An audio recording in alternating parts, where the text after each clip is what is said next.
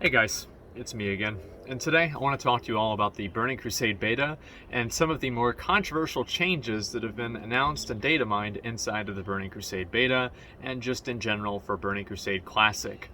For those of you guys who have been keeping up with the news, I think you know pretty much what I'm going to be talking about, and for those of you guys that have been keeping up with my content, you probably know pretty much what I'm going to say.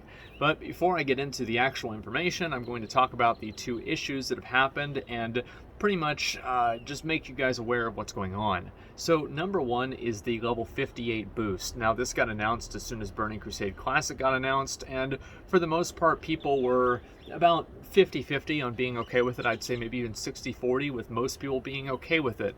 Now whenever this was announced, the way that it was announced was that there was going to be a one-time only boost that you could use on any character that was not a Draenei or not a Blood Elf to avoid instantly getting level 58 Alliance Shaman or an instant level 58 Horde Paladin. You have to level those yourself, but all of the other classes, all of the other races, you can level up immediately with just the click of a button, and also I'm sure the swipe of a credit card, and that will get you a level 58 character that can go immediately into the Dark Portal and immediately into the Burning Crusade content.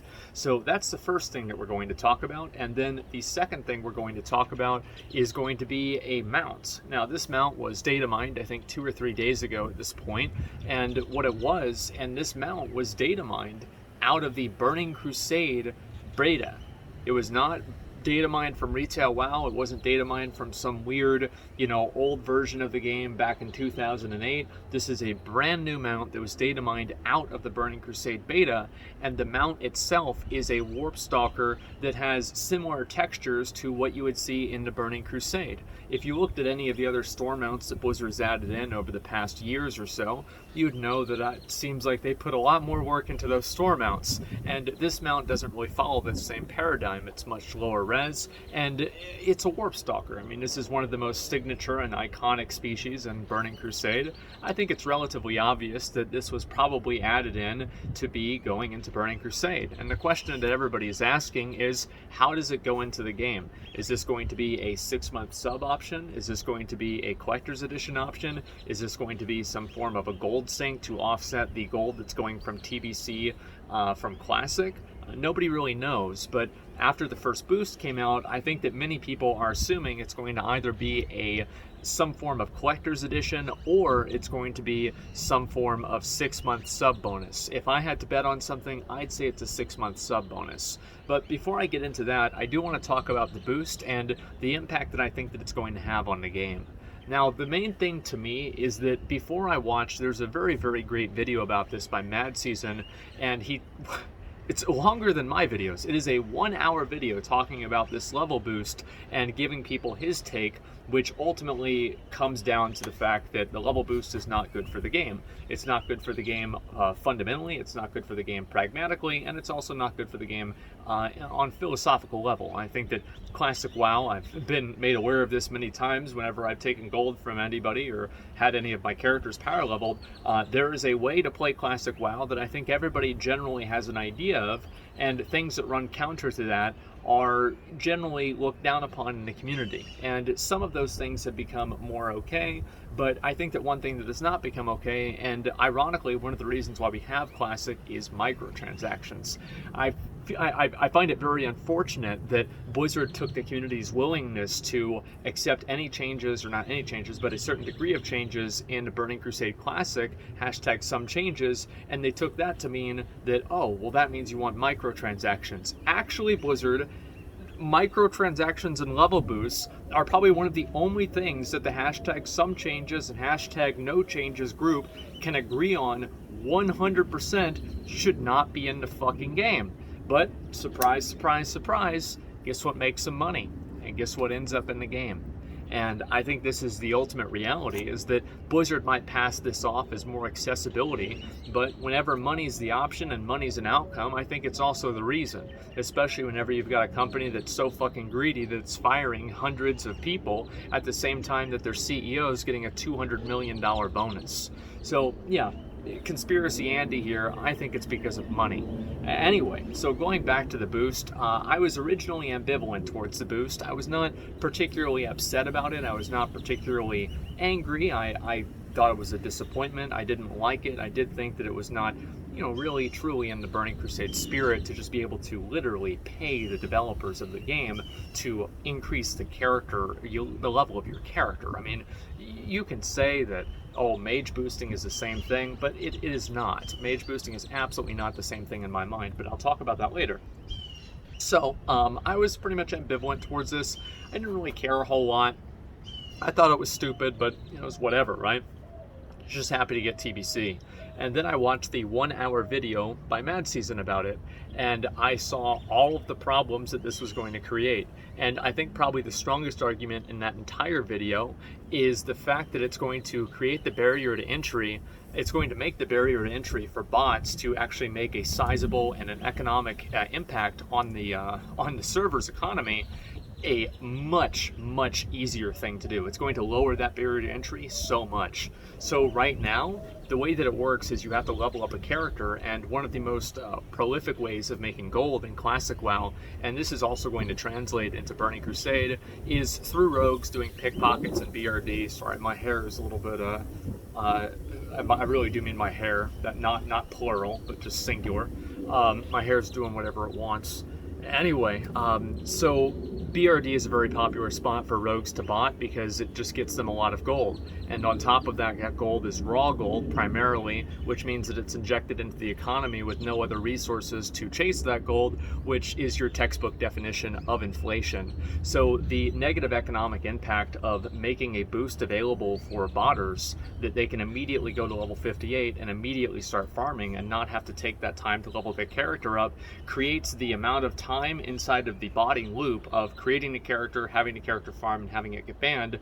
That entire creating the character part of the loop is completely removed. So it makes it much easier for these botting services to immediately get right back into farming gold and injecting that gold into the economy and further devaluing everybody else's money that they worked legitimately for in the game.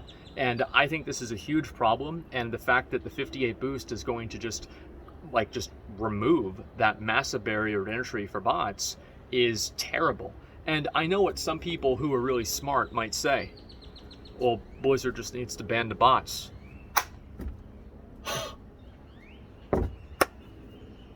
That's a great, dude. I've been thinking that same thing for 15 years, man. That's a good brain idea right there, man. I wonder if that'll ever happen. I've been waiting for it for 15 years and it hasn't. So let's be a little bit more realistic, okay? What are the odds of Blizzard actually removing these bots before they actually make a sizable impact on the economy? I would say it's pretty much zero. It's pretty much not going to happen. Like, you can act like it might, you can act like, oh, well, what if Blizzard does? They haven't. They haven't in 15 years, they never have. They have a very specific way of dealing with bots that's pretty much as easy as possible for them to do, and then the bots just come back later and they just keep doing the same thing.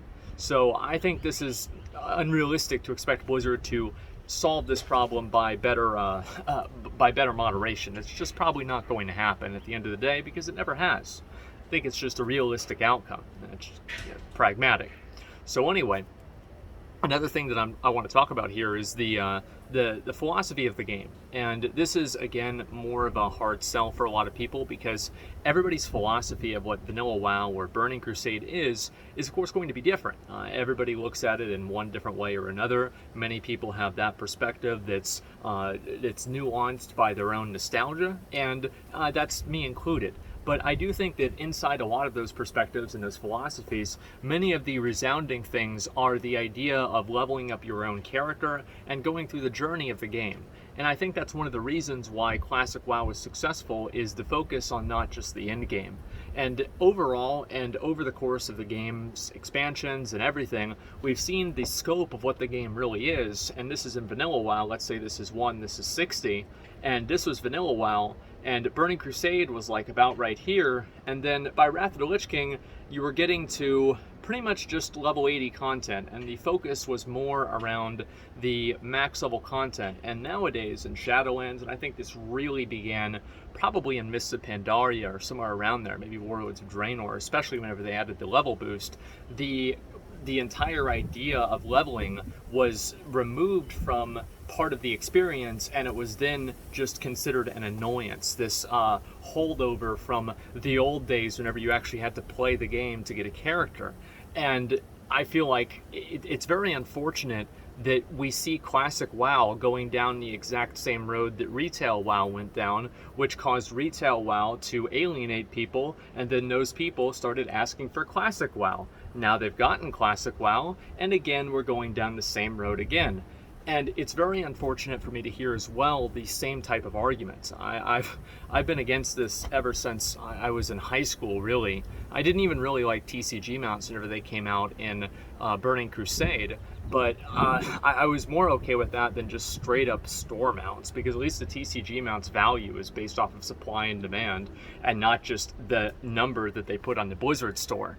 But regardless of that, I'm very disappointed to see us retracing the exact same footsteps, using the exact same arguments. Oh, I don't have time to play the game.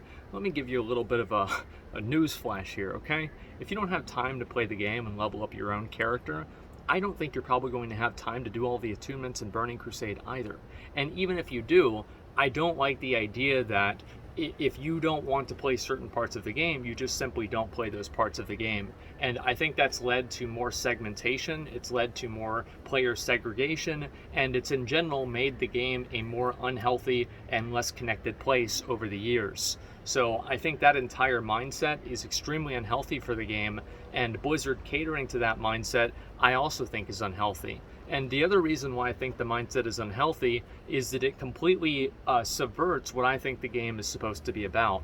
And the game, to a certain degree, whenever I played back in 2006, what I wanted to do is level up my character and experience the game. And the experience started at level 1. The experience did not start at level 60. The experience did not start at level 58. It did not start at level 70. Now, that was the goal, but the truth is that that goal is only meaningful if you spend those levels working towards it. Because, and this is more theoretical, but I do really believe that for a lot of players, leveling content is the best content that they can have as being a casual, because it's self-directed. If you're level 35, you know you need to get to level 36. Max level content is much more up to you. You can do what you want to do. You can be a PvPer, you can be a PvEer, you can be a pet battler, you can farm mounts or whatever. But I think that one thing that the game struggles with is really giving players direction once they hit that max level. And I think that's also simultaneously one of the beautiful things about Classic WoW and Burning Crusade, is that in the absence of giving that direction, it allowed players to find their own. And nowadays, players are much more goal-oriented than they used to be. People care about beating the game. They want to do it in the most optimum way possible. Meta slaves, etc. I'm partly a meta slave as well. Of course I am. Why wouldn't I be? It's the best way to play the game. It's the easiest way. I like optimizing things. It's fun for me. So anyway, the point that I'm making is that obviously while the game and society and gaming culture and gamer behavior has changed over the years, I don't find that as a rationalization to completely remove one of the experiences that made World of Warcraft World of Warcraft. It's World of Warcraft, not World of Outland. And I think that adding in a level boost in this way is just going to cheapen the content for a lot of people. It's going to be overwhelming for a lot of them who have never really played this class before, maybe a first-time Burning Crusade player. They get boosted in and they have 35 abilities and they have no idea what they do. Nobody wants to play with them, or even worse, they do play with them. They realize they're boosted and this person gets kicked out, immediately has a bad experience, and probably quits the game. So I think this boosted experience here, it's almost setting players up to fail. And it's also setting Blizzard up to fail, because the level 70 content I don't think is as dynamic, and it's not as compelling for a casual player as the leveling content is, because players don't really know how to make their own decisions and set their own goals. There are a lot of people who, after they finish a game, they quit the game. And I think that many people view that as max level in video games as well. It's the same with WoW. They do some stuff around to max level, then they stop after they hit it. That's just basic player behavior. How many of you guys have ever stopped playing a game after you beat it? How many of you guys, if you're rating Nax, had people quit Nax after they killed Kel'Thuzad for the first or second time? It's just the way people are. So just advancing closer to that finish line, I don't really think is doing anybody any favors. The fact is that it's just, again, I think it's disappointing to see the exact same things happen to Classic that happen to retail that cause people to want Classic. Microtransactions, and also the second thing that I want to talk about here, store mounts or paid mounts, promotional mounts in one way, shape, or form, are not something that I know I don't like, and I don't think a lot of other players like either. And the truth is, and the reason why I don't like these things is I think that a lot of people always like to meme about caring about cosmetics, like, oh, it's just a cosmetic. The fact is that look in real life. Look how many people care about cosmetics in real life. Why the fuck do you buy a Lamborghini? You can't drive 200 miles an hour with a Lamborghini. You buy it to show off. Why the fuck do you buy designer clothes? Is the Supreme t-shirt that's $55 that says Supreme on it, is that really 20 times better than the $5 shirt at Walmart? Probably it's not, but you get to show off because you have the money to do that. The fact is that if you look at cosmetics from a very metaphorical state, and you look at how much people are motivated by cosmetics even in real life now, cosmetics are a driving force and a driving factor in almost everybody's life. So to say that cosmetics don't matter, I think, is just to completely ignore human nature. And whenever I look at these store mounts and these things added into the game, what I'm starting to realize is that Blizzard doesn't know what human nature is anymore. They don't understand how special it was for people to see that guy on the gladiator mount whenever everyone else was riding griffins, and this guy's riding an armored nether drake, and everybody sees them, and it's like, holy shit, this is really cool. And that experience that you have gets diminished the more other types of special things are in the game. It's the same reason why Ashes of Alar doesn't have the same, it doesn't matter as much as it used to. And it's also the same reason because Ashes of Alar is easier to get. You can make that argument, but think about it like this. How many people gave a shit about the Mythic N'Zoth mount back in BFA? Not that many. And the reason for that is because they were already on Invincible. They were already on Ashes of Alar. They were already on their Gladiator mount. They were already on Gmod. Not me, but they were. And what I'm trying to get at here is that whenever everybody else is riding a Griffin and the one guy has the Armored Nether Drake or the one guy has that Ashes of Alar, that makes it even more special by basis of comparison. And whenever you add all of these other special cool looking mounts, you diminish the value of the ones that actually exist in the game indirectly. And I think this is something that a lot of people might feel uncomfortable talking about. And the reason for that is I believe that people don't really like to admit this to themselves because to some degree it's vain. It's meaningless, it's vain, and it's silly to a certain degree. But the truth is that silliness is what drives people. And that silliness is what makes people work hard and try and spend all day farming for a special item so they can be the special boy. And if you make everybody special, then nobody is. And whenever you see people riding around on all of their special looking mounts, nobody really feels like they're the shining star of the city whenever everybody is the shining star of the city. It just doesn't really feel the same. Exclusivity creates value, and if you don't have exclusivity, then you can't really have that same type of value.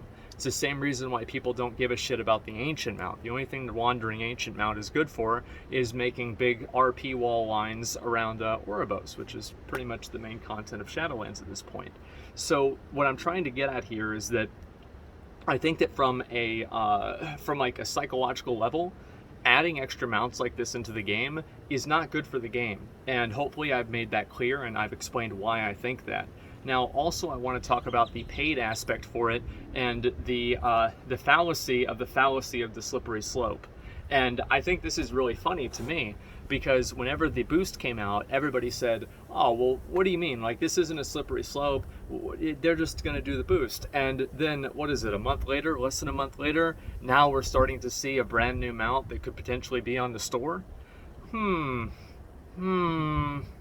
that interesting? I think that slippery slope fallacy is only a fallacy if you can't connect the two things together. Fact is that it's not a slippery slope fallacy, it's experience. And what experience is that? 15 years of playing retail WoW. If you were to tell somebody back in Burning Crusade, remember they added TCG mounts, they'd have a level boost sometime in the future, they'd probably never believe it. But by the time that, I think it was Mists of Pandaria came around, and players had already been acclimated to buying those store helmet transmogs, the pets, and the mounts, and I think a couple of other things at that point too, like a gender change or something. At that point, it was okay to do the level boost because they had already acclimated people to the idea of buying these kinds of things on the store. And the way this works is very slow. And this is also something that's, people ask me all the time, why is Retail WoW, why do people not have the same enthusiasm for Retail WoW that they used to? Why do people not care about things in Retail WoW like they used to? And there was never a day that happened. There was never, it was like, oh, the day that LFR came out, Retail WoW died. No, that's not what happened at all. It was the death of 1,000 cuts. And I think this is really where we're at. This is just one of those cuts. And the fact is that as soon as you start adding these mounts into the game, I don't think that Blizzard is going to stop. This is just the truth. I don't think they're going to stop. Why do I think that? Because they didn't. Last time in Retail WoW. Did they stop at the Celestial Steed? No, they did not. Now they have mounts for Chinese New Year. They have mounts for 6-month subs. And then that mount transitions into being a store mount. And then they actually just have store mounts. And then they have mounts they do for charity or pets they do for charity, which is pretty good. I think that's all right. I will accept that. But then after the charity duration is over, then they just make all the money afterwards. So don't just think that Blizzard is doing this completely out of the goodness of their heart. But overall, I will accept the charity mounts or the charity pets. That is definitely the lesser of two evils. Anyway, the point that I'm making here is that these mounts are. Do you think that? Here's a simple question, right? Do you think that whenever they add this mount in, and this mount is used to incentivize a 6-month sub, and the mount is usable in Retail WoW and in Burning Crusade Classic, and it increases the subs, and a lot of people are using it, do you think they're just going to talk to themselves and get into a meeting and say, wow, guys, we made a lot of money on that. Well, I know one thing for sure, we're never going to do that again. What do you think is going to happen in Tier 5? What do you think is going to happen in Tier 6? Do you think they're just going to decide, yeah, we've made enough money now and we're not going to add any more of these mounts? No, of course they're going to keep doing it because there's a profit incentive to do so. And the truth is, and this is unfortunate, but it's true, I believe, that nobody really cares. That's at the end of the day. People care. They'll watch my video, they'll like my video, they'll put in a comment and fucking say Blizzard and then replaces the Z's with money signed S's, and they'll be like, oh, fuck Bobby Kotick, goddamn goblin, I knew that Gallywix is based off of him, and then they'll just keep playing the game. And that's the truth. Gamers, there's no weaker force than a gamer boycott in the entire world, okay? Like, it's like being strangled by a kitten. I'm sorry.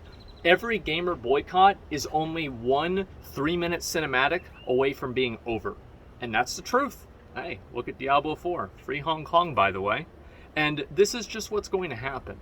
And I'm making this video mainly because I'm upset about it. Because I know that I'm spitting into the wind here. It doesn't matter. And I'm just trying to make my last-ditch effort of letting as many people know as possible that I don't want to see this in the game. I don't think it's good for the game. I never have thought it was good for the game, and I've been very vocal about that, much to the dismay of many people on the forums. And I've gotten a lot of criticism over that over the years, and I'm not going to stop because it's what I think is true. Fact is that I think this is exactly the kind of stuff that drove people away from retail. Blizzard intentionally, they made Classic, like, let's be honest, right? Every video game is made with a target audience. Classic WoW's target audience was getting back those boomer players that they lost 10 or 15 years ago. And now they're going down the exact same path to lose them again. They're doing the exact same things. And it sucks to see. It hurts to see that, because I want people to have the experience that I did as close as possible. And the last thing that I want to talk about is the 60 IQ idea that having a mage boost you in Zul'Farrak or a mage boost you in Scarlet Monastery is the exact same thing as having a literal microtransaction, and I could say micro, but let's be honest, it's probably going to be like $40. That's a macro transaction, okay? Like in a phone game, you can buy a whole city for $10, and WoW, it takes you 25 to just buy a mount. Regardless, if you really think that it's the exact same thing as literally paying the company real life money, getting your credit card out, no gameplay required, no gold required, getting your credit card out and giving them money and them just increasing the level of your character, if you think that is genuinely the same as a mage who is then creating a reason to farm gold, who is then giving people something to do, who is then doing something himself, playing the game, even if it's a way that you might not like, he is still playing the game. I would say emergent player behavior, however degenerate you might consider it, is still 1,000 fucking times better than a goddamn microtransaction. And the fact is that Blizzard has taken this faulty logic and they're using it to ruin the game. And the truth is that this is not going to ruin the game. This is not going to just, oh, they do the boost and TBC is dead. The truth is that they're going to do the boost. I'm going to boost up a paladin, let's be honest. I think we're all going to use the boost. And everything's going to go on as normal. And the apathy levels in the game are just going to increase slightly. And this is what I was talking about earlier with the death of 1,000 cuts. I think this is just going to be 1 or 2 or a dozen, depending on who you are, more cuts against your apathy and your enjoyment of the game, and the permanence and the feeling of satisfaction that you have whenever you succeed and you obtain something in game. I don't know how many times I had people message me pissed off that I took gold in Classic WoW, pissed off that I had like my Warlock boosted in BRD, or pretty much any dungeon really. I didn't level it a whole lot myself, and they were angry that I did that. And the truth is, the reason for that is because they deep down, they know that that's not the way that they think the game should be played. But I think I agree with those people in saying that I really, really, really don't think the game should be played with money. I think the game should be played and not paid. And it's disappointing to see this happen again. I don't know what to do, but I wanted to put my voice out there and say how I feel about it. I don't support the level boost. I'll use it, of course. There's a button in the game that you just click and it gives you 1,000,000 gold. I'd smash it. And I don't support the mount either. I took the first store mount that you get from a 6-month recurring sub, because I have 6-month recurring sub. Everybody knows I'm not really going to quit, right? And I took the first mount, the Dreadwake, and from now on, I don't take any more of the mounts. I don't want to support. I don't want to support it because I don't think it's good for the game. And anyway, I wanted to make this video and just get my thoughts out there and explain kind of how I feel. I think it's just the exact same road that we went down with Retail WoW, the exact same mindset of end game is the only game, and I think it's toxic to the game. I really do, and I hope that Blizzard reconsiders it. I don't think they will because it makes them money, but I hope they will, and that's why I'm making this video and getting my thoughts out there. So guys, I hope you understand kind of where I'm coming from. If you like the boost because, hey, you just want to level your fucking character and that's it, you don't really give a shit about the rest of it, hey, it is what it is, man. Like, I'm not going to hold that against you. Everybody's going to try to do whatever they can to play the game. Totally fine. My frustration lies pretty much entirely with Blizzard. I don't like what they're doing. Anybody who takes advantage of things that are in the game that they can take advantage of, I don't really give a shit, right? It's as long as it's not like actively like griefing somebody or something like that, it's totally up to you. But I do take some degree of umbrage with Blizzard for making this possible. I think it's bad for the game. It was bad for retail, and now it's going to be bad for Classic BC as well. Anyway, guys, this is almost a 30-minute video.